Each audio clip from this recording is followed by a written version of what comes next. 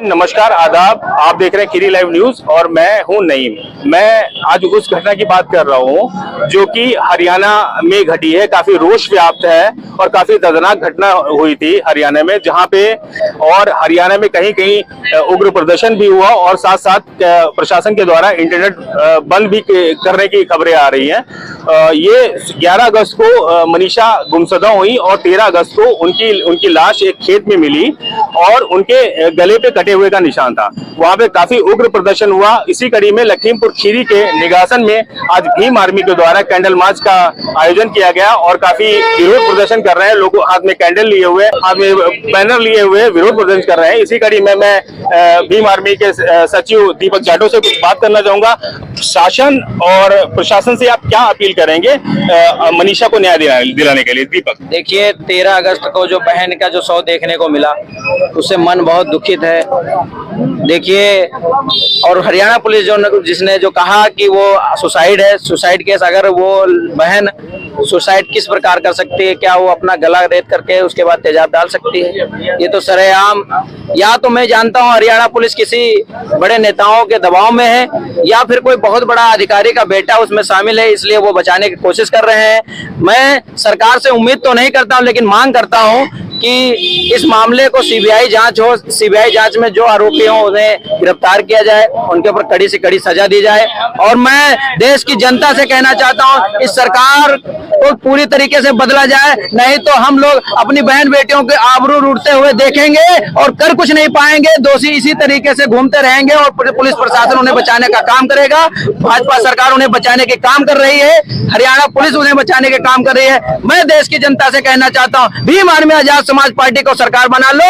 दावे के साथ कह रहा हूं, पूरे देश के अंदर किसी की हिम्मत नहीं है कि महिलाओं के साथ छेड़छाड़ कर दी जाए, उनके रूबरू के साथ छेड़छाड़ कर दी जाए। जिस दिन हमारी सरकार होगी, दावे के साथ कहते हैं महिलाओं का सम्मान होगा और उनको पूरी तरीके से महिलाओं को सुरक्षित किया जाएगा। Bhim army, Bhim army, Bhim army. मैं आपको बता दूं कि सीबीआई तक ये जांच पहुंच चुकी है और उम्मीद करते हैं कि जल्द से जल्द मनीषा बहन को न्याय मिलेगा।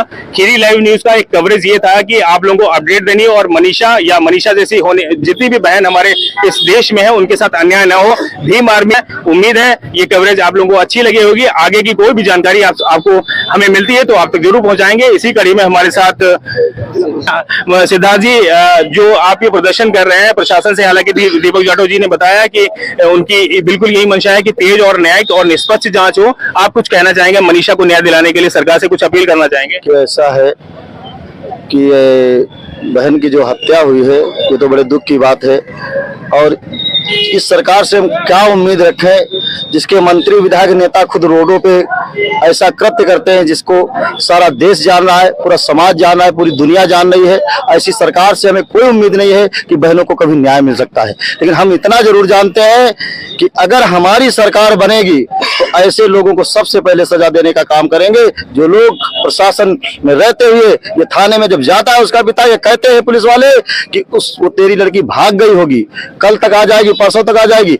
इस तरीके के जो वक्तव्य आ रहे हैं प्रशासन के अधिकारी कर्मचारियों के द्वारा, ये बहुत ही शर्म की बात है और ये सरकार पूरी तरीके से फेल हो गई। पूरे देश में सरकार फेल हो गई। पूरे उत्तर प्रदेश, बिहार, जितने भी प्रदेशों में भारतीय जनता पार्टी की सरकार है, केंद्र सरकार है, सारी जगह पे फेल हो गई है और ये कहीं भी किसी तरीके से न्याय की उम्मीद इन लोगों से नहीं लगाई जा सकती। हमारे भीम आर्मी के हैं कौशल अंबेडकर जी हैं और क्या कुछ कहना चाहेंगे अपनी इस संगठन के बारे में और क्या कुछ कहना चाहेंगे हमारी बहन को न्याय दिलाने के लिए? आपका क्या सोच है? देखिए, हमारा कहना यह है, ये कोई पहला मैटर नहीं है। इससे पहले भी हमने मनीषा को देखा है, मनीषा बहन की हत्या को देखा है। ये दूसरी मनीषा बहन है। कहते हैं कि स्याही सूख नहीं पाती अखबारों की और नई खबर आ जाती है बलात्कारों की।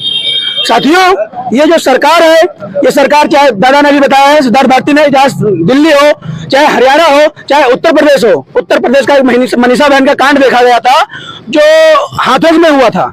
उनके परिवार के ना चाहते हुए पुलिस वालों ने उनका अंतिम संस्कार रात में कर दिया गया था। और दूसरी मनीषा बहन जो हरियाणा में हुई है, कांड हुआ है, वहां भी भाजपा सरकार है। क्या उम्मीद लगाई जा सकती है? जो सरकार में बैठे हुए हैं उनका परिवार नहीं है, उनके बच्चे नहीं है।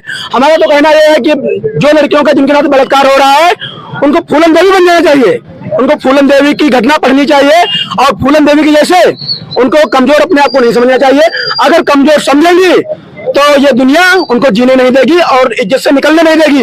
अगर हमारी सरकार आती है तो सबसे पहले ये जो गुंडे हैं ये बाहर नहीं नजर आएंगे, ये हवालात में नजर आएंगे। और हम लोगों को मौका मिले, अगर संविधान ना होता तो जो गुंडे थे जिन्होंने बलात्कार किया है उनको हरियाणा से खींच कर लाते और उत्तर प्रदेश में जिंदा गाड़ देते।